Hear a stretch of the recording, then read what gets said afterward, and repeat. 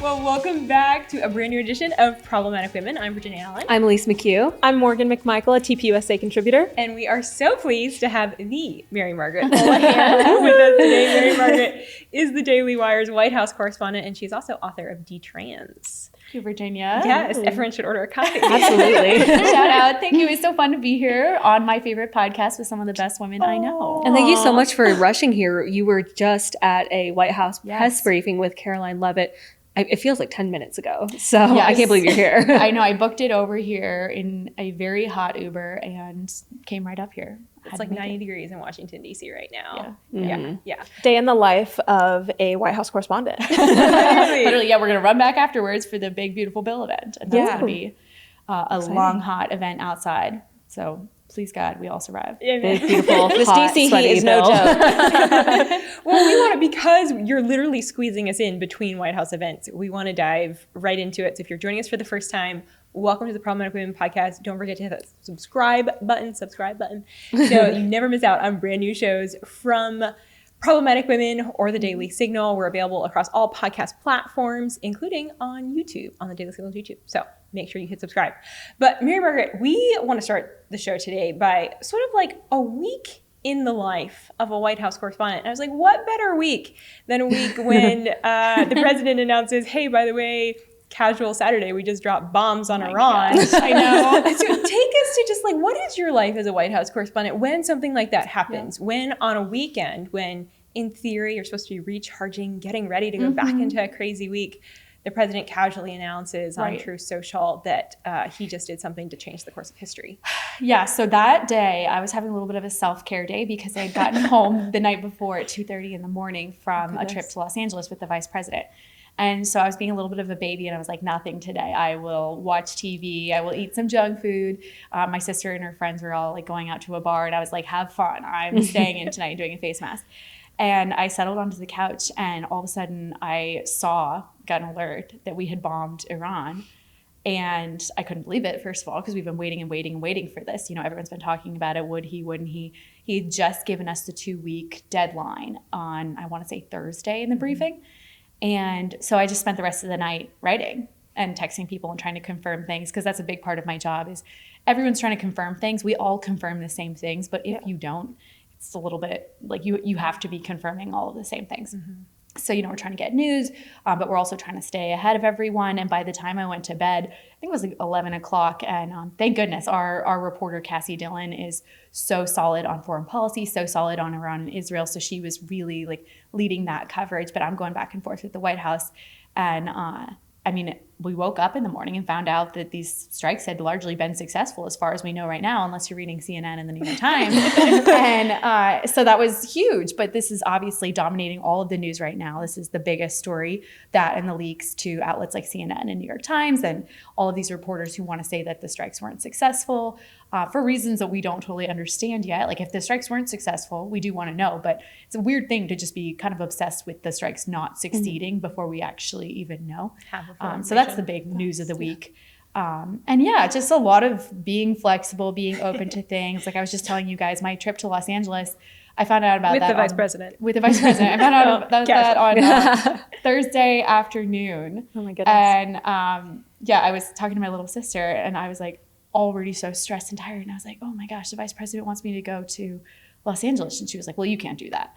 And I was like, well, I have to. I don't know, the president asked me. So. But it's fun. It's fun. What does that process look like when you get an alert that you have to go on Air Force One or Air Force Two? You get selected to be in the travel pool with Daily Wire. How does that work? So it's, usually a member of the press team will reach out and say like, hey, would you want to travel with the vice president on this trip? In this case, I was asked to be the print pooler, which is cool. And it's kind of an honor because it's something that only a trusted reporter does. And the print pooler gives the information about the trip to all of the other reporters who aren't there. Oh, wow. So it's a little stressful. It's not something that I wanted. It's kind of like in Lord of the Rings, Frodo's like, I wish the ring had not been passed to me. Like, that was how I felt, where I was like, okay, I'm happy this is happening, but also I really didn't want to do this. So basically what you do is you send out emails numbered to all the other reporters who are White House reporters and tell them, we just took off, or the president just came and spoke with reporters. Here's what he said. And if it's not televised, you're supposed to send a link to show everyone what was said or so you have to record it yourself. And the assumption is if you're the print pooler, you're not going to be, like I was the pooler, you're not going to be posting videos and stuff before you tell all the other reporters what's happening. Okay. So it's kind of high stress. But at least on this trip, it was a little bit less so because it was just me and CBS and their crew. And we were on the plane with the vice president. He didn't take questions when he got on. So then we all just got on Air Force Two and enjoyed our lunch and looked out the window and got to LA. And then we went in the motorcade. And that was kind of cool because no one in LA is really used to seeing the president or the vice president. Yeah. So everybody was stopped on the streets and they're all filming and watching. And then there's military everywhere guarding because they're already having so much unrest with the rioting and the illegal protesting out there that has to do with ICE and their deportation efforts. So that was really interesting because it had a lot more of a military feel than I was expecting and much more of a military feel than we experience here. But I keep drifting. I know. Sorry. Bring me back. And anyways, we had a press conference with the vice president. I got to ask him a couple questions. And the coolest part of this trip was that Gavin Newsom was watching because he can't stand J.D. Vance being in his state. And so I asked J.D. Vance at one point, I said, what do you think about all these Democrat lawmakers who are purposefully trying to get arrested and get attention over these riots? And in his response, Vance called Alex Padilla, who's a Democrat congressman that no one ever heard of, except that he got himself arrested recently. J.D. Vance called him Jose Padilla. And I'm not convinced that this wasn't on purpose. Like, I think he was trying to be funny and he was like, Jose. But Newsom lost his mind and was tweeting at him. And I was excited because the tweets that he was using had my feeble voice in the background being like, Mr. Vice President. So anyways, it was chaotic. It was, the news of the day. And then we get back on Air Force Two. I have to send the email saying that we arrived and that we're leaving and this is how long the flight will be. And then we all fell asleep and woke up when we got back home. Wow, it really sounds like they're whisking you around the world, and that's so exciting. But I do have to ask, Daily Wire, like the Daily Signal, it's part of this new media category. Yes. And you in particular have been thrust into the spotlight just by doing reporting, what you've been doing for years. What is that experience like? Well, it's super cool because obviously Daily Wire, Daily Signal, Daily Caller, all places I've worked, all of our friends who are in the media, we've all been working so hard for so many years on real reporting, non-opinionated reporting, getting out there, showing the world what's actually going on. We very rarely get credit for that. And usually the legacy media is considered, the gold standard, and they're the ones that everyone goes to, even when they're the ones that are publishing unsolidified, classified leaks that are potentially going to cause problems with our country and how they're dealing with other countries and things like that, as we're seeing in the last week. But now, thanks to the Trump White House, we have access to some really cool spaces like the White House. And Elizabeth, our friend, is doing such an awesome job in there today. She got called on. And it's so cool, too. She's so young, and she's in the front of the White House briefing room. She's a superstar. Everybody's looking at her, and she's just confidently saying her question. And the White House press secretary knows her name. It's very cool. Hey, you got a seat today. Second row, right? Yeah. Every time I sit in a seat, people are like, oh my gosh, congratulations, you got a seat. And I'm like, no, for today. I just sat for down. today. Yeah. But explain how that does work, because people might not know there's permanent seats, and if you don't have a permanent seat, then you're just standing the whole time, right? Yes, I likened it today to the Titanic because there is the elite first class, and they sit in the seats. And then in the aisles, you have the second class of the citizens who don't get seats. We are less than because we're not legacy reporters. Is it all new media that have to stand on the sides? Yeah, it really is. It's basically anyone who's not a legacy outlet that was in there before is standing in the aisles. And it's very chaotic. Elizabeth got there at 9 today. There was a reporter that kind of seemed like she was going to try and stand in front of Elizabeth for a little while. And Elizabeth is feisty and knows how to hold her spot. So she handled that fine. But it is an interesting situation where you have to stand up for yourself and get there early to get a good spot. And then even when it comes time to taking questions, you got to kind of get out of there, get your hand up, make sure that you ever thrown any elbows? Well, I've had elbows thrown at me, and I actually did lean forward a couple weeks ago. There was this woman that was standing a couple people in front of me and these other girls. And finally, I just leaned forward and tapped her on the shoulder and was like, we can't see. Like, move. And then she was like, oh, sorry, she moved. But she would lean all the way out in front of all of us, which is pretty rude in my opinion. I'm really curious, actually. Is there a dynamic between the new media and the legacy media, or within the new media? Like, what is that like in the room? Yes. So I would say the legacy reporters have, by and large, been pretty polite, pretty nice. That's good. You know, I wouldn't say they're overly friendly, but they're all kind and they don't get in the way of anything.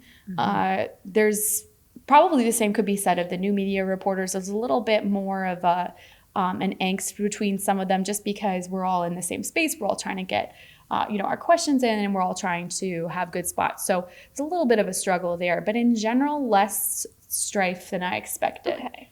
Yeah, although That's positive. I know. I think a lot of people expected there to be more drama. Today, I did see this reporter. I don't know what his name was, but he was causing a little bit of drama, calling a reporter a pro-Palestine reporter, and he's pro-Israel, I think.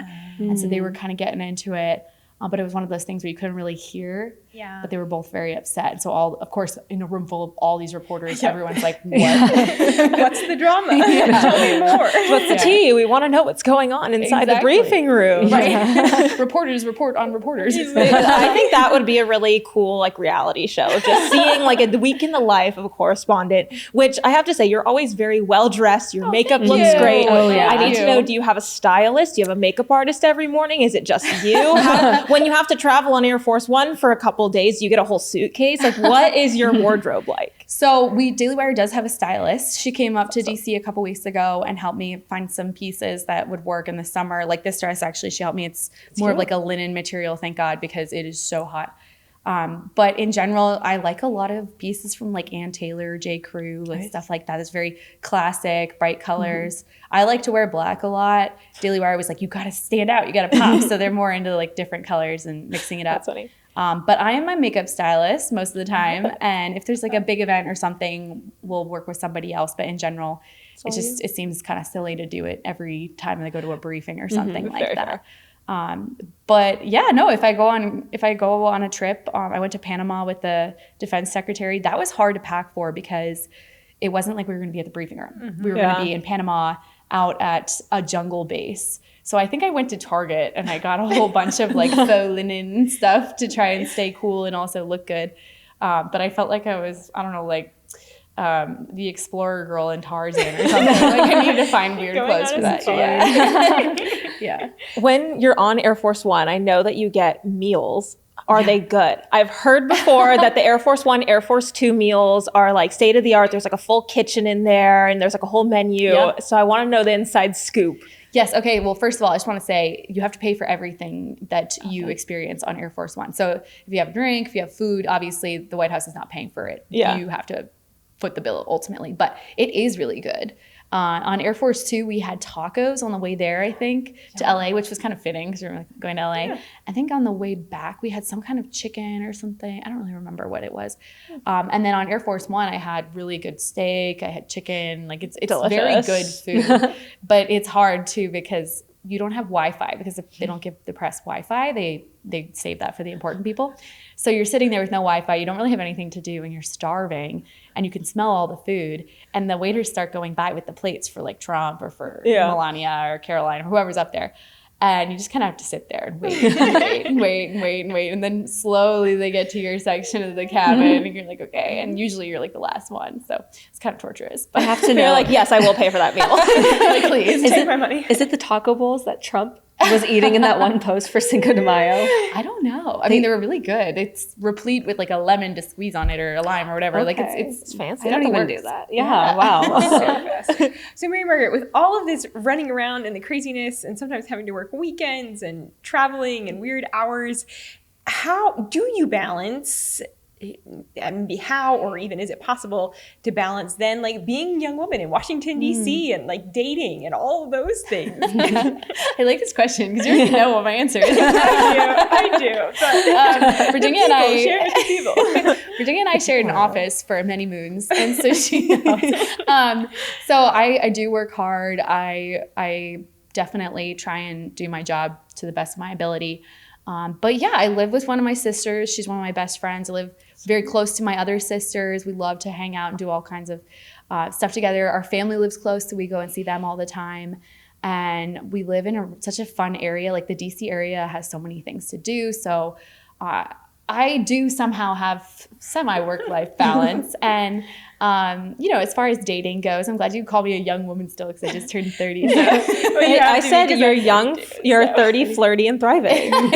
As of 2 weeks ago, I think. So, Yes. It's definitely a balance of trying to, make sure you're working hard, but also not neglecting yourself and taking care of yourself. So we try. Yeah. Is the dating scene weird because you are kind of a public figure now? Not even kind of. I'm just going to say you are a public You guys are so funny. No, but seriously. But on The amount dating, of articles I see weekly, Mary Margaret Olohan, White House correspondent, everywhere. You were part of Politico's expose.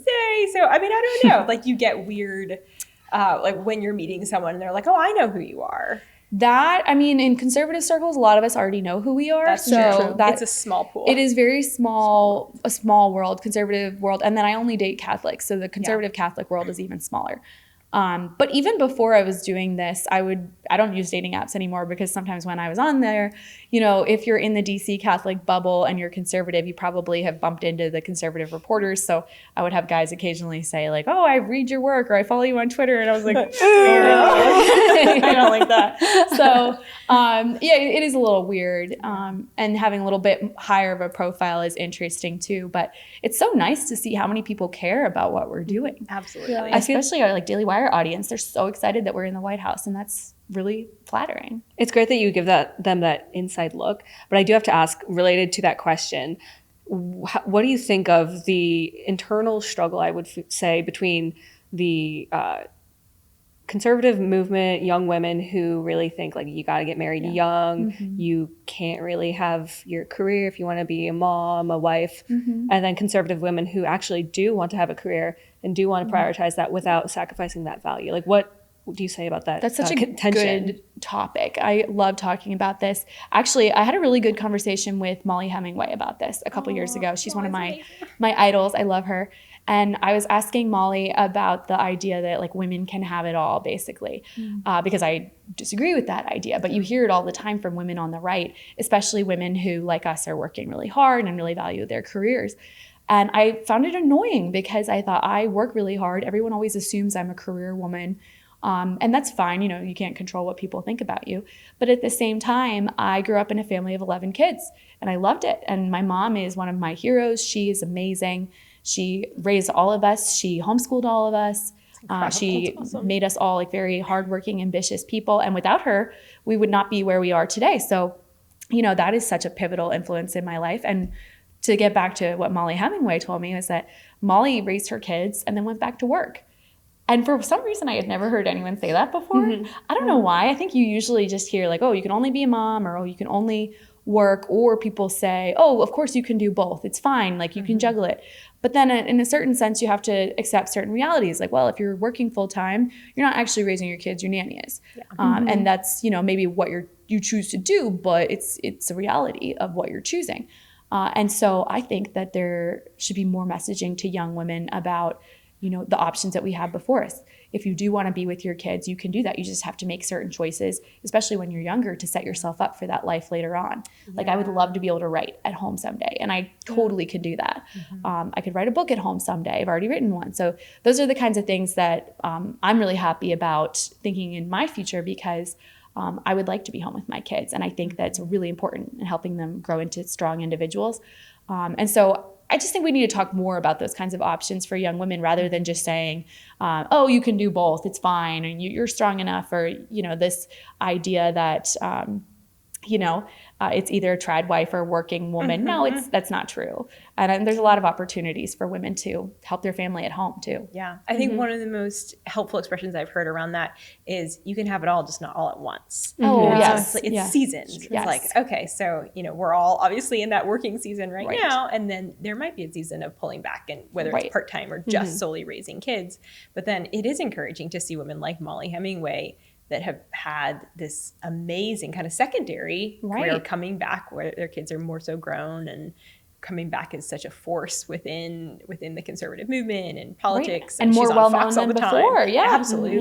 Yeah. And I mean, there's so many examples of women even in the White House currently or working kind of congruently in conservative politics who are young mothers working at home or, you know, having those different phases of life to where, I don't know, I feel like there is going to be this like Trump baby boom in the next 4 years. Like we're only less than a year into this current administration and there's 3.5 years to go. And I'm just curious, like, where do you see your career life going just in the next few years? I There's wish a lot I to could do. tell you. I have no idea, Morgan. A lot of news stories.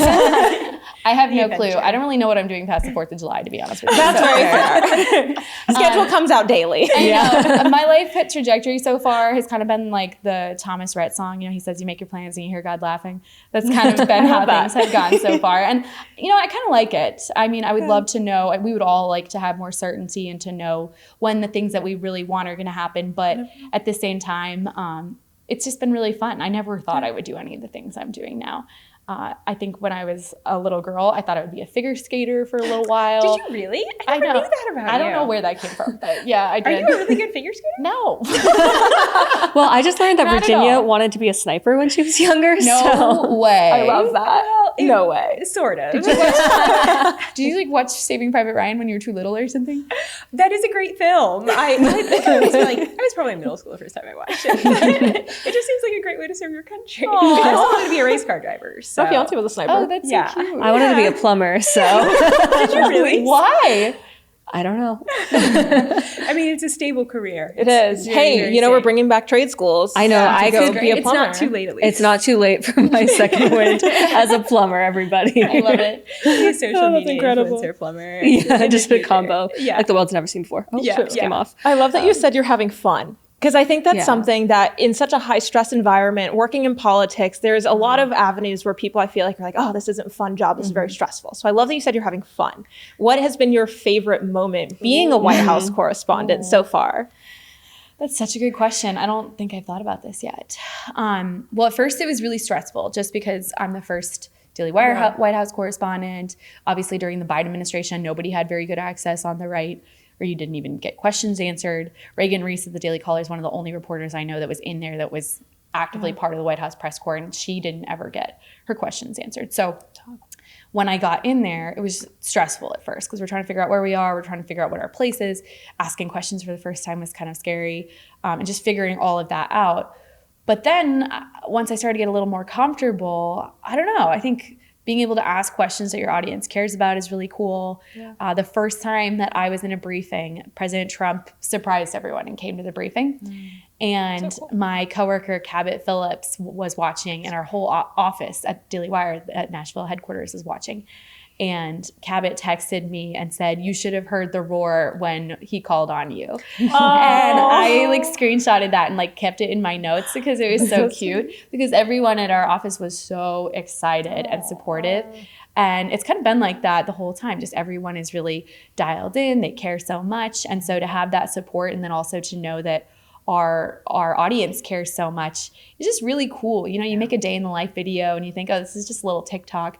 And then one of our audience members says, this is the coolest piece of content I've ever seen. Like, I want to see more of this. I watch them. Yes. Oh, thank you. I'm always like, oh, this is not really me. Like, I wonder how this will go. But people really like them. So it's just been really cool to unveil a lot of those types of things. And then to interview some of these people, whether it's, you know, Tom Homan or you know, hopefully the vice president and the president someday, or Karoline.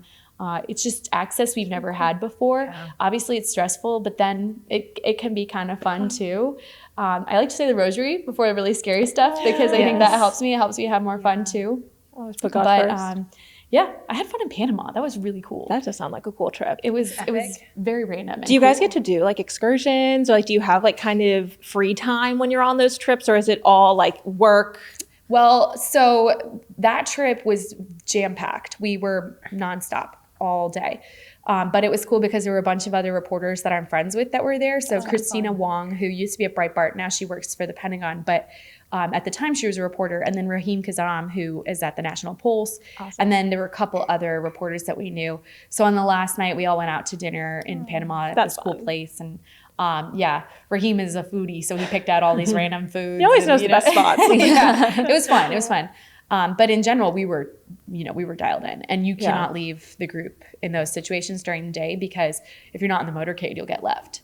And I was scary. like not wanting to get left in Panama. Panama. It's scary. I mean, it's a little dilapidated, like the buildings, and then we were straight up in the jungle at one point, because they're like they're redoing this old jungle base for jungle training for the military. That's awesome. Really It was cool. really cool. It was like out of Rambo or something. So, and I'm surrounded by these military guys, so I was like, this is I'm safe.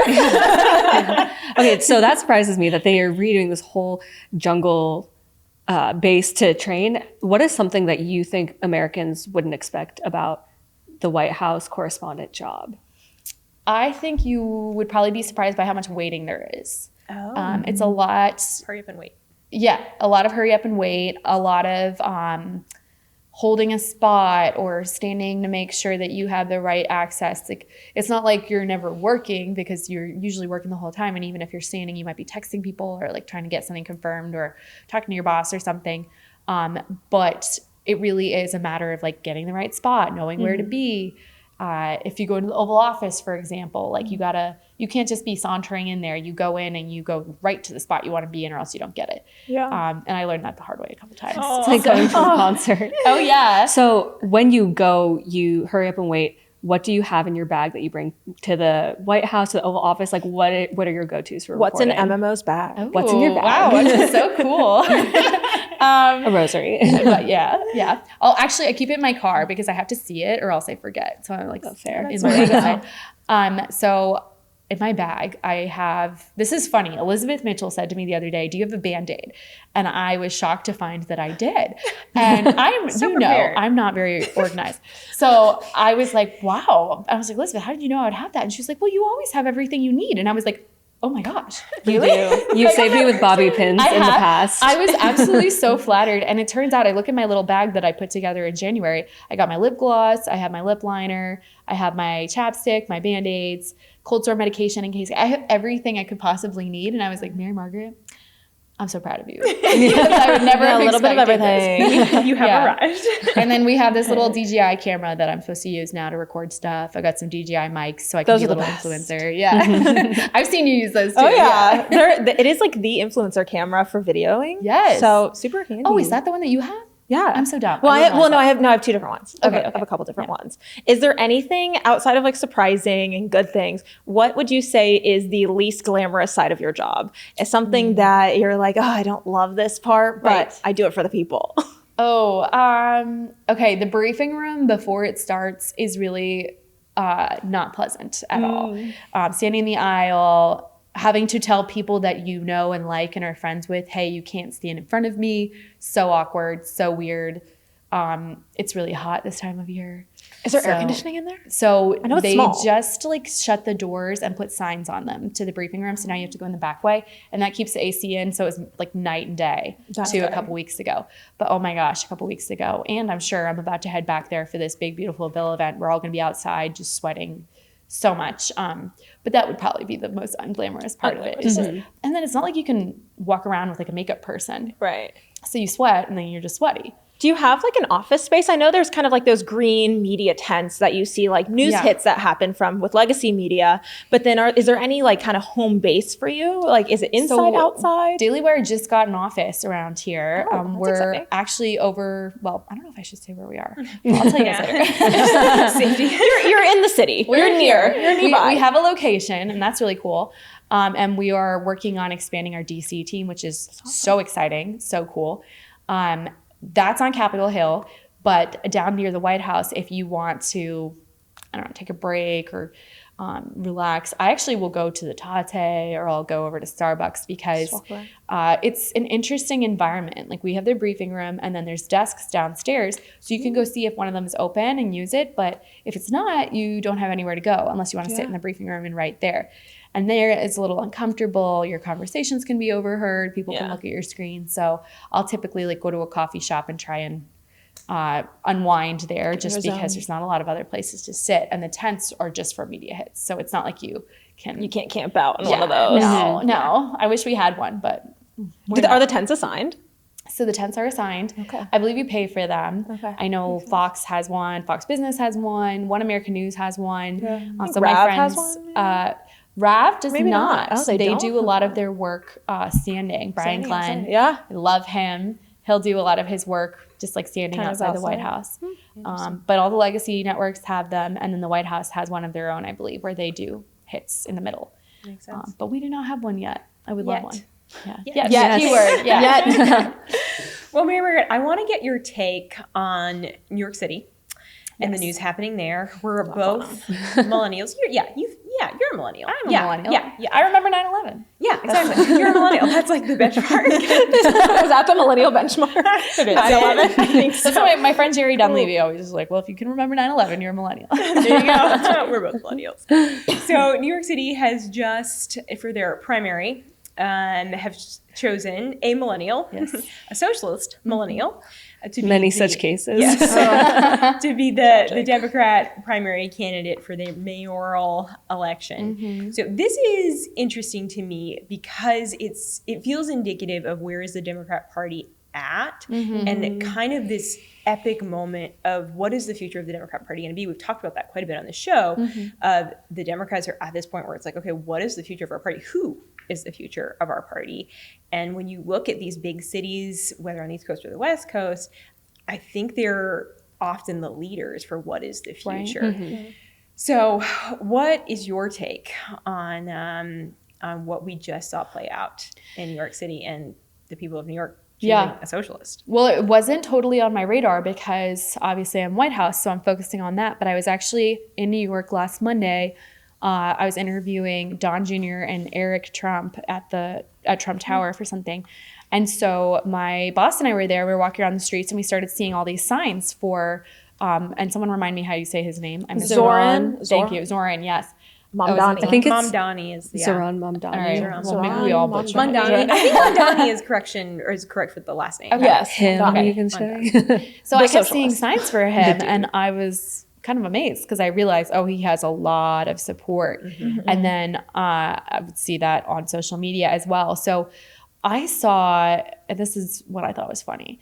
Obviously, he's very radical. He has some very, very far left views that are not in line, I would say, with most of a lot of the Democrat lawmakers on Capitol Hill.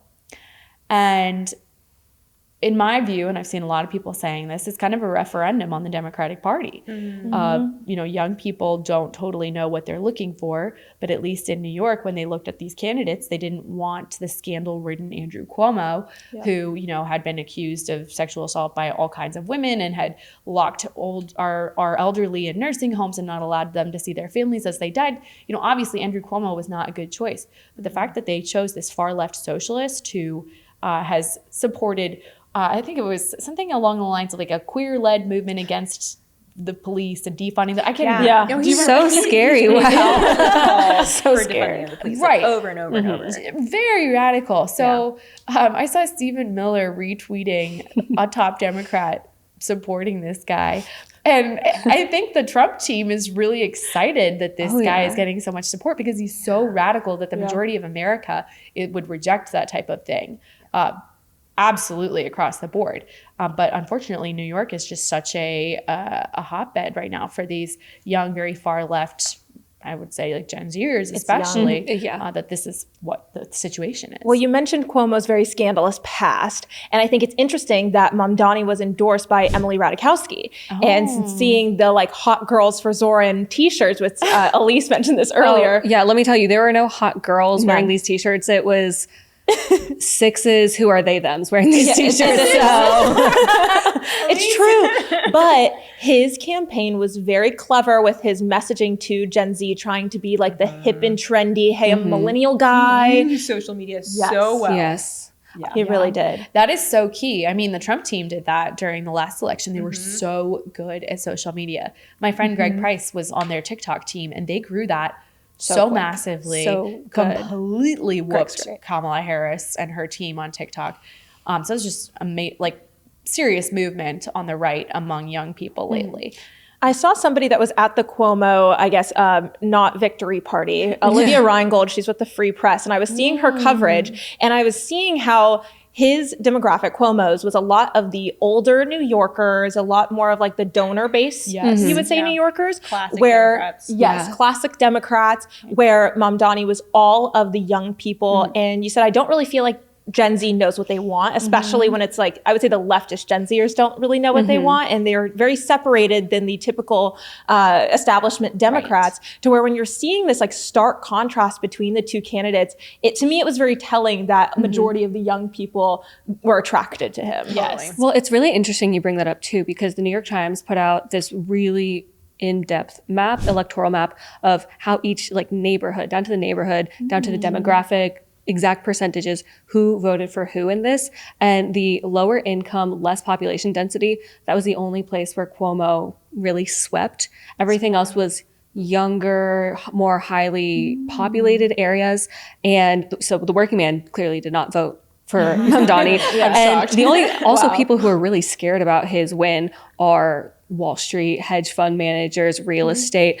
The New York Post put out a story today about a high profile businessman and hedge fund managers and Wall Street and all those people. They are apparently like on emergency calls all the time and saying like, where are we going to go? Ron DeSantis joked that the real estate's going to boom in Florida. So like you said, Gen Z is so excited about this. They don't know what they want, but real Americans in New York are really scared about this. How do you think this might affect the rest of America, this potential socialist running the most powerful city in America?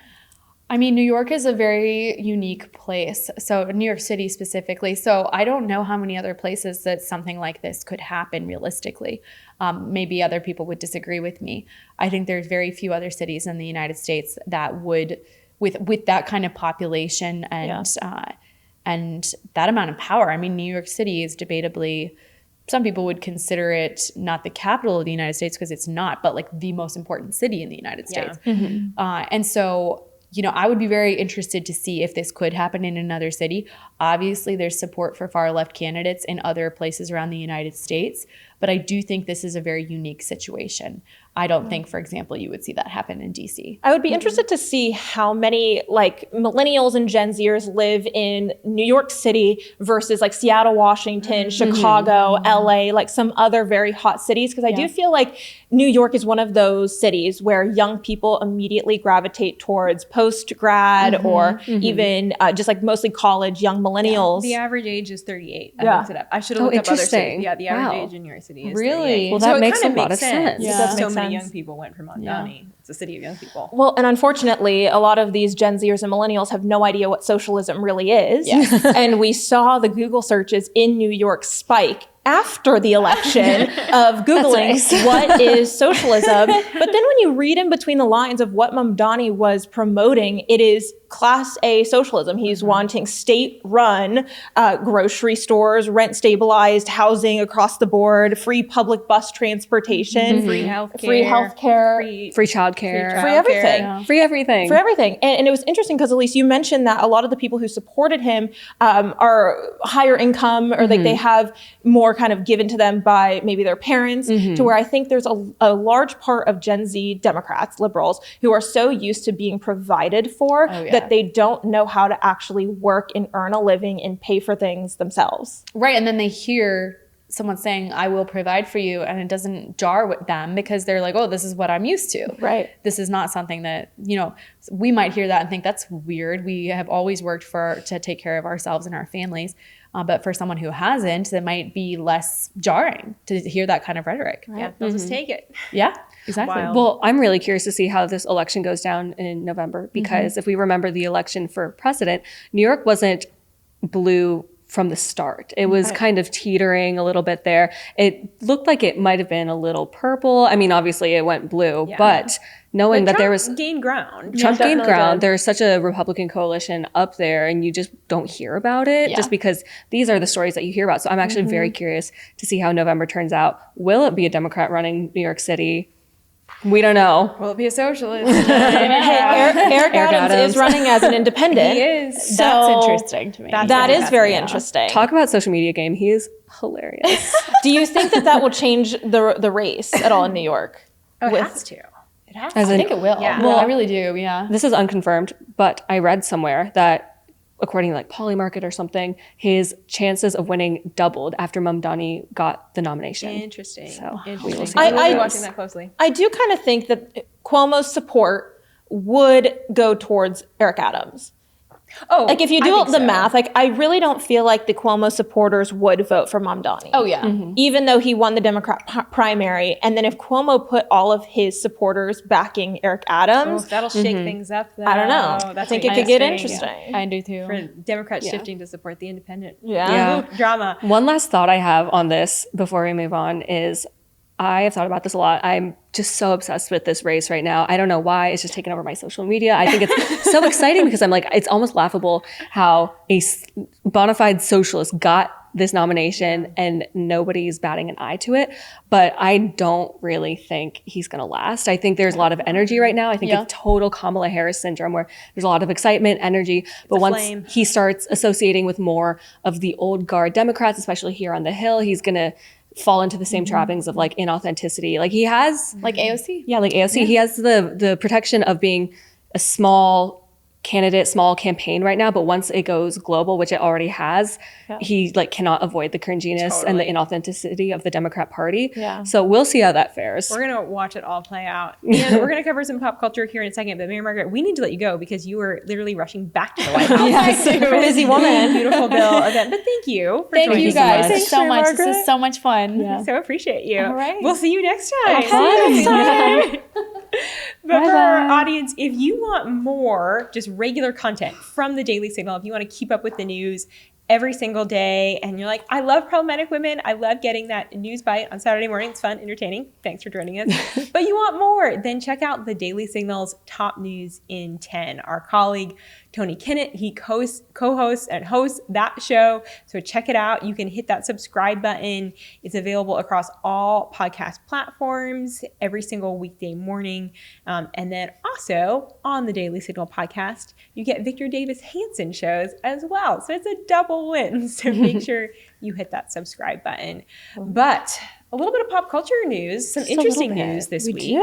So last week we talked about Sabrina Carpenter, everyone's favorite little provocateur. This isn't really anything we need to dig deep into, but I think it's quite funny. I know we said that she's not really in tune with the culture with her really, like I said, provocateur outfits, kind of confusing. Scandalous. Result of the Me Too movement and feminism.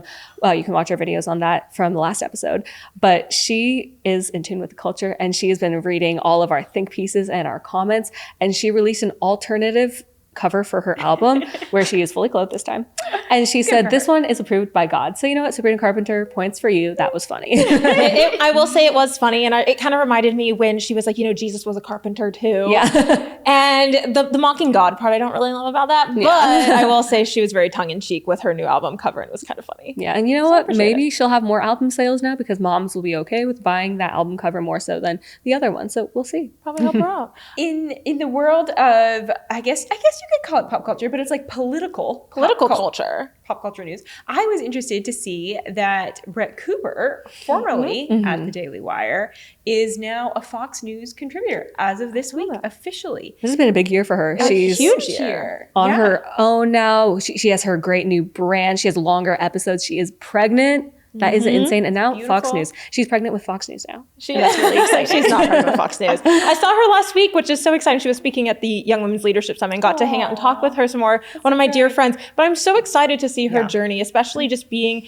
a 23-year-old young Gen Z woman who is married, about to be a mom. Well, technically she is a mom, who is going to be the Gen Z personality on Fox News for culture, pop culture, politics. I think it's a really exciting role for her. It is a really exciting role, and so great to see someone who is so young, so well spoken, Yes. and who I think has made very, very strategic and just wise decisions in her career so far, and deciding to take a little bit of a step back from like the stringent intensity of maybe working that kind of full 9 to 5 to say, okay, I'm going to take a little more time to focus on family, run my farm, good on her. It's so living cool. the It's so dream. cute. But now to get to see her on Fox News is very, very cool. I And thought you it know was interesting. Sorry. you're I thought it was fine. interesting that Fox chose Brett because their audience primarily is not Gen Z. We know this. No. And Fox's ratings obviously are one of the best in the world. And so by bringing Brett on, they're hoping for a little bit more of a Gen Z audience, hoping that by bringing in some some younger personalities. I know Riley Gaines is also a contributor with Fox News. I believe she's with Outkick, to where, having these young female voices, even male voices, are going to start to bring in hopefully a more Gen Z audience into watching some of the legacy media again. Absolutely. And I'm so excited to see this new phase for Fox, because I definitely think bringing Riley on, bringing Brett Cooper on, this is very strategic in ushering their brand, like you said, into the next generation. Yeah. And, even Pete Hegseth was calling out Fox News for being a little iffy with their reporting. And I think Fox still is corporate media, even though it's on the right. So I think gaining back people's trust with having a really authentic voice, a really well-spoken woman in front of the camera, I think that's going to be huge for them. And that's something that other mainstream media places should really look out for. I've noticed a lot more of their show guests have been young Gen Z women. One of my friends, Emily Sturge, she's been going on Fox a lot. I know some of the You've been on Fox. I've been on Fox a couple of times. The Conservator girls have gone on Fox as well. And it's so cool to see the biggest network actually giving a voice to Gen Z voices who care about politics, who care about culture, pop culture, and are able to have a seat. And even like picking up the Will Kane show, that's really exciting. And that's really cool. At 4 p.m. A lot of people are watching that. So it's really exciting to see them really get ahead of the curve. Gen Z has really taken over all of the media. Not just new media, legacy all media. media. We're here to stay. I love it. All right. Well, let's talk about the question of the week. So last week we had the question, I was not here, but you all asked, how much would you pay for illegals to be deported? I love this question. How much would you pay, Virginia? Oh, we didn't get your answer. Yeah, we need your answer. Quite a bit. Quite a bit. Because we're talking about public safety. That's, at the end of the day, it's a public safety issue. And I am so glad that we have a president and a border czar who are actually doing what they said they were going to do and arresting criminals and deporting them. It's interesting. The people who responded were in two camps. The first camp is $0. And then the other camp is however much it takes. This is public safety. And then one person said, find them. So like the reverse. They should turn America back. Yeah, zero, none, $0, nothing, only to fulfill basic needs. That's sort of what I was getting at last week. I said pay for or like match or get 50% off for whatever it is to come back to America. Just like help out with that legal immigration, because I know it's not free. It's expensive. That's why a lot of people illegally self-deport, immigrate. 50% off when you come back. Use legally. Code self-deport. Smart. Yeah. I like this idea.